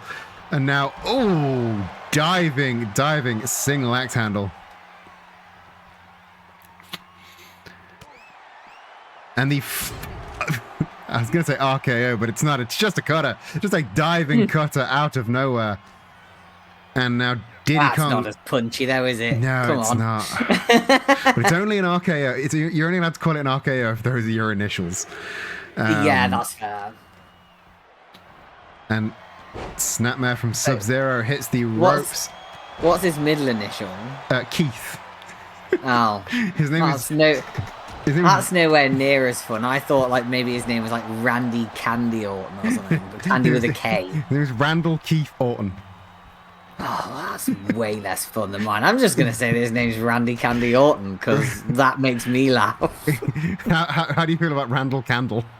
Yeah, you see, Randy Candy is obviously short for Randall Candle. Yeah, of course. I didn't even think I needed to say it out loud. It goes without saying, of course. Yeah. The exploded suplex gets a near fall for Diddy Kong. Diddy Kong able to keep onto his momentum, though. And just striking Sub-Zero in the corner, throws him against the ropes. Oh, miss times whatever he had, and Sub-Zero. The series of well-placed strikes, the stomp on the foot, maybe a little bit petty, but a series of well-placed strikes nonetheless gets the cover. Diddy Kong kicking out when he could have just grabbed the ropes. Yeah, well, you know, I can say that shit until I'm blue in the face. None of these people listen to me. Sub-Zero's already blue in the face. Nobody listens to him. Ooh, when he went flying over the top rope, but nobody was home. Diddy Kong one step ahead. Sub-Zero coming crashing back down to earth. And now, just punched inside of the head by a monkey. You know, what choices in your life have led to I'm being punched in the side of the head by a monkey while somebody complains about how cold they are? Going on a safari, but it's like in Blackpool. Well, we're not in Blackpool or on safari, and yet here Sub-Zero is. And now Diddy Kong maybe walking into a trap set by Sub-Zero up on the shoulders and sits out the senton. Beautiful combination, gets the cover, but Diddy Kong's foot under those ropes, shooting star press. That was just unnecessary. He hasn't even moved him yet. Yeah. Like, not going to get the cover there. Rainbow splash there by Sub-Zero, gets a cover again. Managed to move Diddy Kong away from the ropes, but not enough to get the cover. Diddy Kong rolling out of the way. Nope, low kick by Diddy Kong. Peanut Pop Gun gets the cover. Not enough to keep Sub-Zero down there. Sub-Zero rolls to the outside. And back in quick enough so that Diddy Kong couldn't leap over the ropes. Very, very astute movements by Sub-Zero. Reverse waistlock and Poison Rana driving his knees and therefore the head of Diddy Kong into the mat. Brutal Poison Rana. And now up on the shoulders once again, going for the slam and the senton, the wasteland drop, not getting the cover though. There it is. No! Diddy Kong powering out at the very, very last second. Sub-Zero amping himself up for something. He takes a run, leaps and lands finally over the top rope. No Diddy Kong moving out of the way that time. Apologies for the lack of frame rate. It should be coming back now. We're back up to regular bit rate. Shooting star press once again from Sub-Zero, and a second one, but Diddy with the knees up and hits the low drop kick. Sub-Zero on the back foot, being kicked around the side of the ring. Front row getting a really good view of the action right now, and we're up up on the shoulders, but Diddy Kong rolling out the back door, hitting the reverse DDT. As we're back on green, according to OBS, he should be able to have a smooth frame rate again now. Sub-Zero thrown back into the ring by Diddy Kong. And, Diddy Kong flattening Sub-Zero. Sub-Zero again going for that ring out. But Diddy up on the top rope. Bad place to be. Single axe handle chopping to the brain, to the cold, cold brain of Sub-Zero.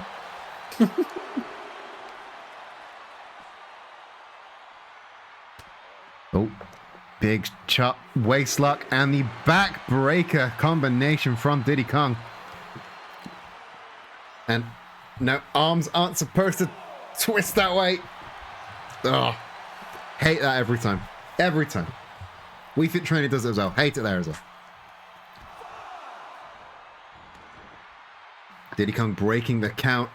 Sub-Zero on spaghetti legs on the outside. Flattened with the big Russian leg sweep once again. Diddy Kong in full control right about now, returning back to the ring. Again, to break the... We were only on a 3 count. He didn't have to break the count that fast, but clearly not done with Sub-Zero on the outside. Oh, European uppercut to the back of the head. I mean, you might need to break the count if what you have planned is going to take 10 seconds. True. But I think what he's got in mind is going to take as long as it needs to. Now wrenching at the legs and the spine of Sub-Zero. Again, nowhere for Sub-Zero to tap. That's just extra. That's just extra damage, extra insult to injury. And now combination strikes by Diddy Kong. Sub-Zero back up to his feet. Diddy Kong maybe coaxing Sub-Zero back into the ring. I think Diddy Kong's done. I think he's trying to end the night. Flatliner takes down Sub-Zero, but I think Diddy Kong's looking for the barrel blast. He's looking for the peanut pop gun. He's looking for something that can put Sub-Zero away. Right now, wrenching at the knee, trying to slow him down, but I think we're way past that point of this right now. Diddy Kong. Again, the peanut pop gun once again gets the cover. And there it is. Diddy Kong with the victory. But Donkey Kong... Oh, this is... I thought he was coming out to celebrate with his friend, but Donkey Kong does not look happy right now. I can never tell what's going on in Donkey Kong's fucking brain, to be totally honest with you. So... I mean... You're not wrong, but there was no embrace, there was no hug. I don't think Donkey Kong is happy. I think they're about to have a stern conversation in the locker room. I think Donkey Kong's going to try and make Diddy Kong pick a side. Yeah, true. Because he's currently kind of flirting between 2 tag teams at the minute, because he's got Cool Kids and he's got Kong Country. Yeah, and you cannot have it both ways. Well, at least according to Donkey Kong, you can't. Especially not when Donkey Kong has this beef with Bowser Jr. I don't know where it's going to go, and I feel for Diddy Kong, who's now very much caught in the middle. Yeah. But it is time for our main event. We are here at the end of the show. It's been one hell of a show, and we thought, what better way than to end... all of the best wrestling shows that air on Wednesdays are doing Like a Dragon themed street fights. Yeah. So we figured, what better way than to end our show this week than with what we are calling the Like a Dragon street fight. Yeah, well, you see, I mean, like, you know, they're just doing knockoffs of what we're doing, because they don't even have the real Kiryu, right? Like, we have he's only on the Wiz roster. We have not one but 2 people in this match that are Like a Dragon. So exactly. This is the purest Like a Dragon street fight that you are going to see, and it is our main event tonight. One of these competitors trying to make a big impact, another one trying to carry on some momentum. We are seeing Kiryu versus Bowser. And again, this is a no-holds-barred street fight. Any closing words before we go to our main event? Fucking go Kiryu, no bias on commentary, but love you, peace, stick out tongue. You can't see because I'm not on a webcam. Love you, peace, stick out tongue. Yeah. And with that, you know the face, the stick out tongue piece face, but yes. I can't because I'm not on. I need to get another, and that needs to be the other pose that my PNG can do. Yeah.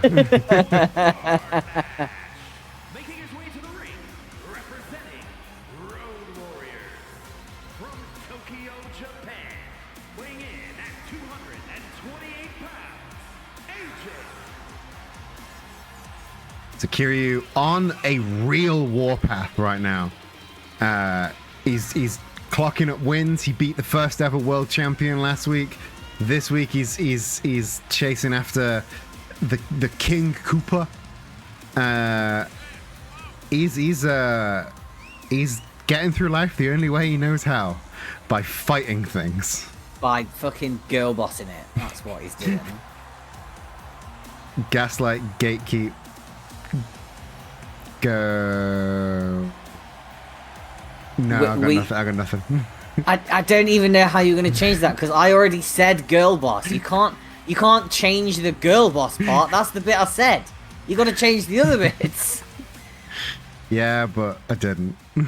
What are you gonna do about it? Embarrassing. Fucking no commentary for you next week. Relegated to announcer. Yeah, I'll do all the commentary. Chat all of that. I would love that.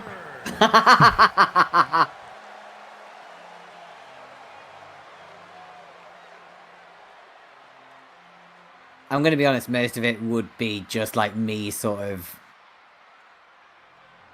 inventing lyrics for the intro music, and by inventing lyrics, like not like real world lyrics, but like, you know, where you just sort of go blah blah blah blah blah, you know, like that. I would just do that for most of the intros. You've got to Jack Black your way through all the music. Yeah, it would be a lot of that. It would be a lot of me just going off on one about, I don't know, whatever was grinding my gears that week. Gonna go ultimate like AW dark mode. Yeah. I would absolutely go off the fucking rails if you didn't bring it back to the wrestling match. What if I just let you go off for this main event? I'm gonna cut you off less this match. I don't think that's what you want. I don't think that's what chat wants. I think that's what you think you want, but you don't. The fight has begun. At the beginning of the show, we said we're not used. We said He-Man's not used to being the small one. I think Kiryu's in the same boat right about now. He is usually the big Dorito man that beats up all of the bad guys, and now he's currently being dwarfed by a big old turtle. Yeah, that's fair. Ooh, a big discus. That wasn't a discus forearm. That was a discus punch to the face. And Bowser now slamming all 500 pounds of Koopa onto the arm of Kiryu. This is not a good start for the legendary Dragon of Dojima. But he's fighting back as best he can. A well-placed slap might have been an opening, but Bowser pushing him away as if he were nothing. Again, this is the underdog story is very much not the one that Kiryu is used to telling. And, brutal strikes, brutal control by Bowser. Slamming the face of Kiryu into the mat. And I think that shot might have just bust the man open. Come on, Bowser, give him a minute. To that. He's Kiryu's used to being bust open. That's true. Fine. Again, nobody knows their training regimen better than you do, so I suppose if you think this is nothing, then... Yeah, this is fine. Bowser... I mean, if you fucking squint, this is like watching him fight Ryuji, so like, don't even worry about it, he won that one. Bowser going for the Bowser's Edge, gets the cover. And that was dangerously close in these early hours, in these early minutes of the match. And now Kiryu, he's sat up, but I don't think there's anybody home right now. Bowser taking these stairs apart. And I don't want to be on the wrong side of those stairs. Bowser very much manhandling Kiryu about now. Kiryu, though, gets the boot up. And pop up Hurricane Rana. Excellent core strength, excellent leg strength, being able to take down the beast that is Bowser. And now wrenching that wrist control to keep him down. Double foot stomps just as a little bit of an insult. And now Bowser retreating to the corner, but Kiryu hot on his tail. Choking with both feet in the neck of Bowser right now. And oh! That's a rough landing. It's a rough landing for Bowser. And ooh. When you're Bowser's size, is there any such thing as a good landing, to be totally honest? On your feet, probably. But yeah, maybe. But Kiryu, then, like, hitting the beast mode driver, gets a cover. Oh, Kiryu's just so good and beautiful and amazing. Don't you think? Just a 2 count though for now, so he's getting those steel stairs. Bowser might have dug his own grave by bringing them into the ring. Oh. A single shot gets the cover. I really love the, like, really delicate, like, nyeh. Yeah, just not even hitting it with, just sort of pushing it against him. Yeah. But no. Bowser now going for an unlikely submission attempt on Kiryu, using his sheer size to just wrench all of the limbs of Kiryu into ways they should not go.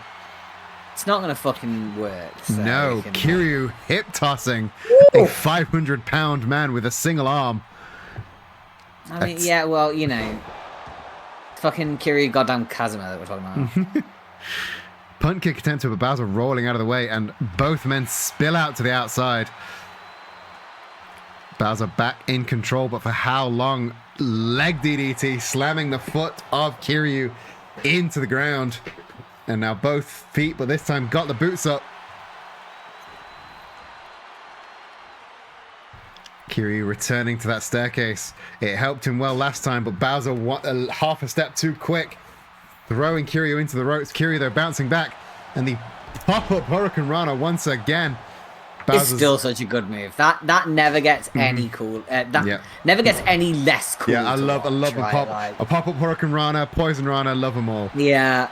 And Bowser once again going back to this well of trying it's not gonna work. Stop doing it. Trying to wrench out the leg, the arm, the abdomen. Kiryu has been through a lot. I don't think he's going to tap out to a submission hold, at least not this early on in this match. Honestly, he has a bad back. This is just doing him a favor. Like, yeah, this is just free, like really, yeah, free chiropractic, isn't it? Yeah, exactly. So jokes on you, Bazzy, just powering him up. Fuck you. Yeah, we're just powering up the boy, just putting him in heat mode. He hits the double foot stomps. Bowser on the mat, on his back, unable to counter any of this onslaught. And it's just the whole body of Kiryu colliding with the neck of Bowser, trying to put him away and keep him down. Nope. I think he was going for that beast mode driver again, but the King Kong lariat shuts down the legendary dragon, and I think Bowser's going for that Bowser's Edge up on the back. Kiryu unable to wrestle free and just driven into the mat, gets the cover. Wow. Oh. No. Bowser gets the win. I don't recognize the legitimacy of that match, so no, he didn't. Well, it was. I mean, if you were to,